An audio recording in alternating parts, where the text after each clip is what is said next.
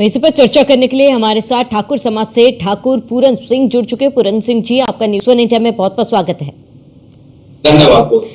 पूरन सिंह जी, 2019 में जो तस्वीरें हमने देखी और 2024 के चुनाव नतीजों में जो हमने अंतर देखा है, काफी बड़ा अंतर रहा है, क्योंकि हमने देखा है कि ठाकुर समाज कहीं ना कहीं कई वजहों से, एक नहीं कहेंगे बल्कि कई वजहों से बीजेपी से नाराज चल रहा था। तो पूरन सिंह जी, आपको लगता है कि कहीं ना कहीं ठाकुर समाज को नाराज करना बीजेपी पर भारी पड़ा है?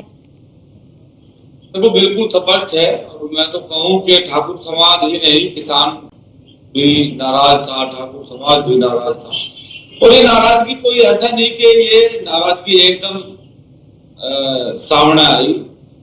ये भारतीय जनता पार्टी के बड़े नेताओं तक ये बात गई कि भाई आप लोग, आपके सांसद, आपके जो चुने प्रतिनिधि है, वो बार बार कहीं ना कहीं जनता में अपनी पैठ नहीं बना पा रहे, जातिवाद के नाम पे भड़काने का काम कर रहे, जातिवाद के नाम पे इकट्ठा होकर दूसरी जातियों को गाली देने का काम कर रहे। तो इस पर अंकुश लगा, लेकिन भारतीय जनता पार्टी अंकुश लगाने के बजाय उन लोगों को प्रोत्साहन देती गई। और फिर ये पूरे देश में 7 अप्रैल की पंचायत रखी क्षत्रिय स्वाभिमान महाकुंभ नौता में, और उसके बाद फिर पूरे देश में पंचायतों का दौर शुरू हुआ।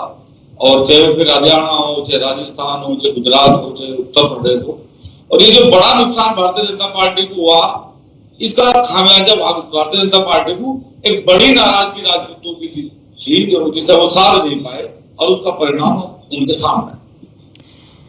पूरन सिंह जी, क्योंकि देखिए बीजेपी की तरफ से तो कोशिशें काफी ज्यादा की गई थी, मनाने की कोशिश की गई थी, खुद सीएम योगी आदित्यनाथ पहुंचे थे मैदान में, ठाकुरों को समझाने की कोशिश की गई थी। लेकिन क्या कमी रही है बीजेपी की तरफ से कि ठाकुर समाज इतने नाराज हो गए? देखो, किसी को मनाने की कोशिश नहीं करी गई, एक व्यक्ति को मनाने की कोशिश नहीं की। चुनावी रैलियां थी, चुनावी रैलियों में आज योगी आदित्यनाथ जी आए, चुनावी रैली में राजनाथ सिंह आए। चुनावी रैलियां उन्होंने जरूर करी, लेकिन किसी को मनाने का प्रयास नहीं करा। और जो बड़ी मांग थी, बड़ा एक था कि भाई महापुरुषों की मूर्तियों के सामने जो जाति सूचक शब्द लिखे गए, सरकार एक कानून बनाना चाहिए सरकार को कि भाई वो आज से बाद में किसी भी, कोई भी जाति का व्यक्ति महापुरुषों के सामने जाति सूचक शब्द ना लिखे। ये कहा कि भाई आपसे कैराना से प्रदीप चौधरी का टिकट काट के आप सैनी समाज को, कश्यप समाज को, जाट समाज को, जिसे चाहो दे दो, हमें कोई ऐतराज नहीं है। रूपाला का आप टिकट काट दो, हमें ऐतराज। हमारी लड़ाई नहीं थी, लेकिन भारतीय जनता पार्टी ने मतलब एक किस्म से जो उनके सांसद हमारे साथ व्यवहार कर रहे थे, उसमें उल्टा घी गिरने का काम करा, और वही एक आग लगी। और आग का ये परिणाम है जो 4 तारीख में इस देश को देखने को मिला। और पूरे देश में नाराजगी रही, कहीं कम कहीं ज्यादा, लेकिन राजस्थान, हरियाणा और उत्तर प्रदेश की नाराजगी अब ये बताने की जरूरत नहीं है, एक बड़ी नाराजगी थी। और ये बड़ी नाराजगी जब तक रहेगी, जब तक भारतीय जनता पार्टी पर काम नहीं। बिल्कुल पूरन सिंह जी, क्योंकि देखिए बीजेपी तो दावा करी सभी को साथ लेके चलने की, सबका साथ सबका विकास की बात लगातार बीजेपी कहती आ रही है। लेकिन पश्चिमांचल की बात की जाए तो अगर 2019 की बात करें, करीब 27 में से 19 सीटें थी, अब वो सीटें 12 में सिमट कर रह गई। चुनाव से पहले अगर हम उत्तर प्रदेश की बात की जाए, प्रतापगढ़, जौनपुर समेत कई ऐसे क्षेत्र थे जहां पर आप नाराजगी देखी गई थी, महापंचायत भी बिठाया गया था, और आप लोगों को ठाकुर समाज की तरफ से ये एक मैसेज देने की कोशिश की गई थी कि अगर आप नाराजगी ऐसी ही रही तो बीजेपी को वोट नहीं दिया जाएगा। तो ये कहना गलत होगा कि ठाकुर समाज जो है इस बार इकट्ठे होकर उन्होंने मतदान किया था, उनका मुद्दा जो था वो एक ही था?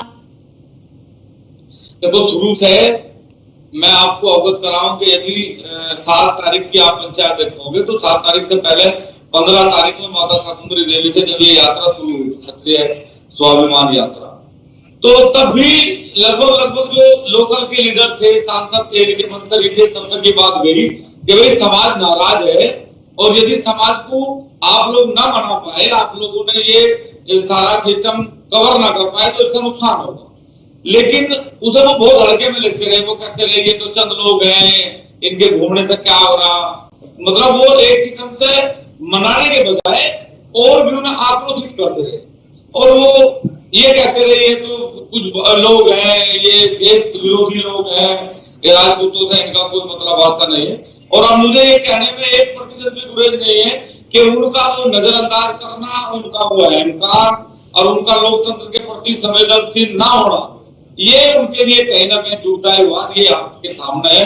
अब इसमें कुछ कहने की जरूरत नहीं है, क्योंकि उत्तर प्रदेश ने एक बड़ा अखिलेश यादव के साथ जाके ये साबित करा उत्तर प्रदेश ने कि लोकतंत्र में जब तक आप अपने उन लोगों की बात नहीं सुनोगे जो लोग आपके साथ खड़े रहे आपकी हर परिस्थिति में, तो फिर आपको आने वाली सरकारों को भी या वर्तमान की सरकारों को भी समझ लेना चाहिए कि बहुत बड़े नुकसान की भरपाई करना बहुत मुश्किल होगा।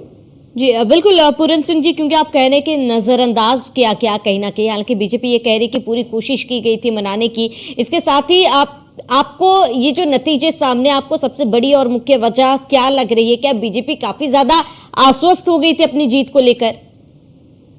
देखो, एक तो मैं शुरू से कहता रहा, फिर क्या है कि ये देश लोकतंत्र का देश है, ये ना भाजपा का देश है ना कांग्रेस का देश है। और आज भी ना कांग्रेस जीती ना बीजेपी जीती, आज भी ये लोकतंत्र की जीत है। आज दोनों पार्टियां, चाहे इंडिया गठबंधन हो चाहे एनडीए गठबंधन हो, बिना किसी बहुमत के सरकार ना भाजपा के साथ गठबंधन है ना कांग्रेस के साथ। पुराने चेहरों पर दांव लगा दिया। चुनाव पूर्व सर्वे और प्रत्याशियों के प्रदर्शन पर कोई ध्यान नहीं दिया गया। कई जगहों पर बाहरी प्रत्याशी भी बीजेपी के लिए मुसीबत बन गए। 10 से 15 साल तक सांसद रहे प्रत्याशियों को टिकट देना बड़ी गलती साबित हुई। कई जगह पर तो प्रत्याशियों के खिलाफ बीजेपी की लोकल यूनिट उतर आई। 10 ऐसे सांसद रहे जो टिकट पाकर क्षेत्र में गए तो उनके खिलाफ गो बैक के नारे लगे। कई जगह ऐसे लोगों को भी टिकट दिए गए जो टिकट मांग ही नहीं रहे थे। यानी मिशन 80 का टारगेट लेकर मैदान में उतरी बीजेपी के लिए 80 ऐसे उम्मीदवार नहीं मिले जो पार्टी को जीत दिला सके या जीत के करीब ले जा सके। वहीं चुनाव के दौरान राजपूतों की नाराजगी का मुद्दा भी एक बड़ा मुद्दा रहा, जिसका असर सिर्फ यूपी ही नहीं, राजस्थान, हरियाणा में भी देखने को मिला। पहले चरण के दौरान राजपूतों की खाप ने चुनाव का बहिष्कार कर दिया। अलग अलग बैठकों के जरिए मनाने की कोशिश हुई, लेकिन बात नहीं बनी। सांसदों और विधायकों को फ्री हैंड न देने का खामियाजा भी बीजेपी को झेलना पड़ा, क्योंकि अधिकारी तक सांसदों और विधायकों की बात तक नहीं सुनते थे।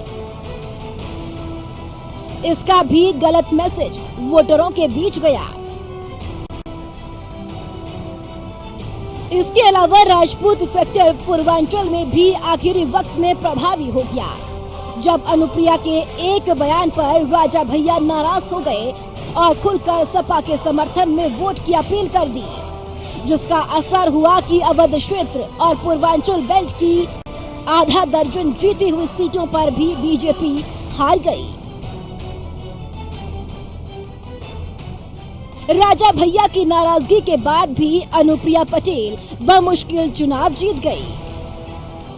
वहीं राजा भैया की नाराजगी का असर प्रतापगढ़, अमेठी, रायबरेली, सुल्तानपुर, फैजाबाद, जौनपुर, मछली शहर समेत कई सीटों पर पड़ा, जिसकी वजह से कई कद्दावर नेताओं को सीट गंवानी पड़ी। इनमें स्मृति ईरानी और मेनका गांधी जैसे बड़े चेहरे शामिल हैं। लबोलुबाब ये कि जो रणनीति बनाने की कुशलता बीजेपी की ताकत हुआ करती थी, वही उसकी कमजोरी बन गई। बीजेपी की ये छोटी छोटी चूक उसके गले की हड्डी बन गई और अक्सर नुकसान को भांप लेने वाला बीजेपी का नेतृत्व इस नुकसान को भांप नहीं पाया और यही गलती बीजेपी की हार की बड़ी वजह बन गई। हालांकि बीजेपी के लिए राहत की बात है कि यूपी में जो डेंट लगा है उसकी भरपाई कुछ दूसरे राज्यों से हो गई है, लेकिन सच ये भी है कि यूपी ने जो नुकसान किया है उससे देश में गठबंधन की सरकारों का दौर लौटा दिया है, जिसमें फैसले लेने में 100 बार सोचना पड़ता है। Bureau report, news 1 India. 2024 वहीं इस पर चर्चा करने के लिए हमारे साथ ठाकुर समाज से ठाकुर पूरन सिंह जुड़ चुके। पूरन सिंह जी, आपका न्यूज़ वन इंडिया में बहुत बहुत स्वागत है। धन्यवाद। पूरन सिंह जी, 2019 में जो तस्वीरें हमने देखी और 2024 के चुनाव नतीजों में जो हमने अंतर देखा है, काफी बड़ा अंतर रहा है, क्योंकि हमने देखा है कि ठाकुर समाज कहीं ना कहीं कई वजहों से, एक नहीं कहेंगे बल्कि कई वजहों से बीजेपी से नाराज चल रहा था। तो पूरन सिंह जी, आपको लगता है कि कहीं ना कहीं ठाकुर समाज को नाराज करना बीजेपी पर भारी पड़ा है? देखो, बिल्कुल स्पष्ट है। और मैं तो कहूं कि ठाकुर समाज ही नहीं, किसान भी नाराज था, ठाकुर समाज भी नाराज था। और ये नाराजगी कोई ऐसा नहीं कि ये नाराजगी एकदम सामने आई।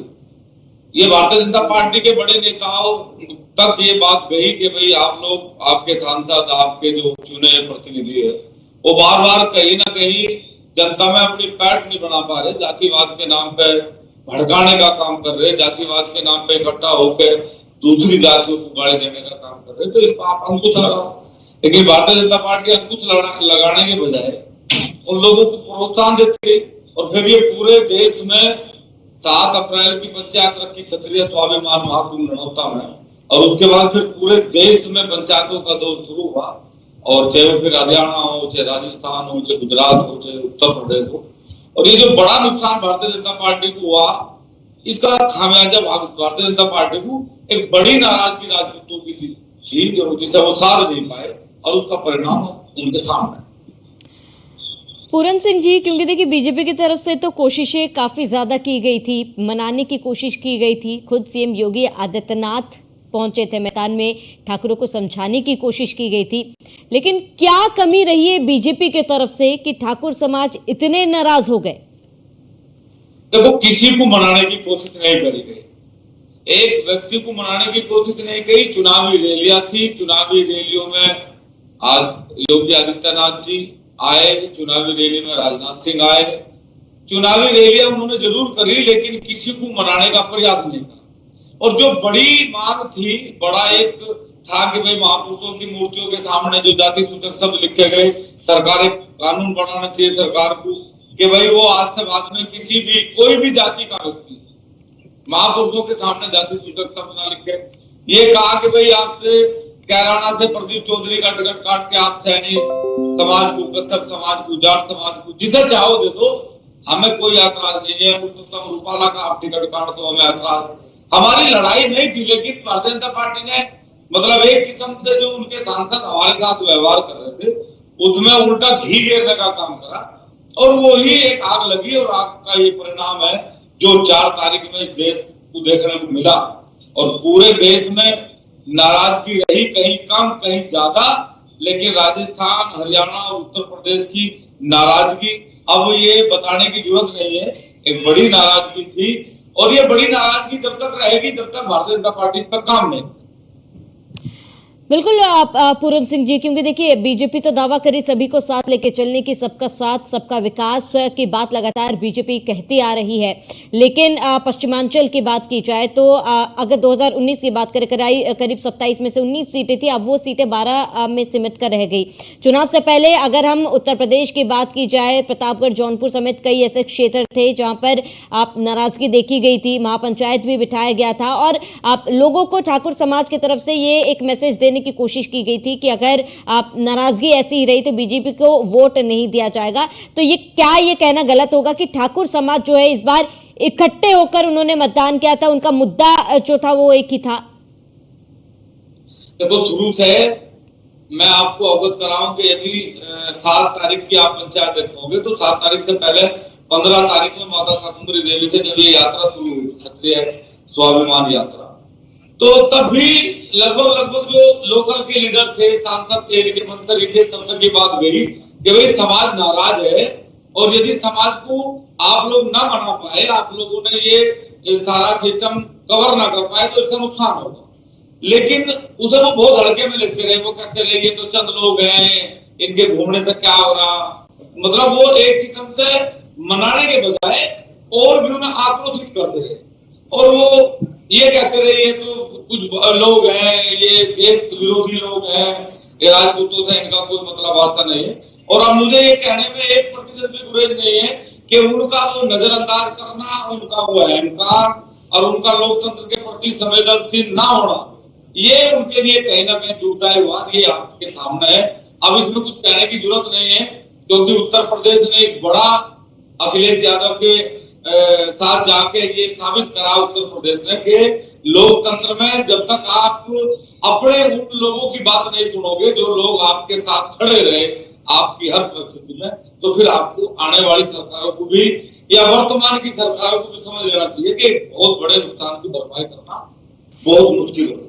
जी बिल्कुल पूरन सिंह जी, क्योंकि आप कह रहे हैं कि नजरअंदाज किया क्या कहीं ना कहीं, हालांकि बीजेपी ये कह रही कि पूरी कोशिश की गई थी मनाने की।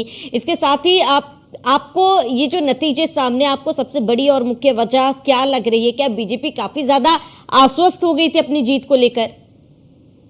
देखो, एक तो मैं शुरू से कहता रहा, फिर क्या है कि ये देश लोकतंत्र का देश है, ये ना भाजपा का देश है ना कांग्रेस का देश, और आज भी ना कांग्रेस जीती ना बीजेपी जीती, आज भी ये लोकतंत्र की जीत है।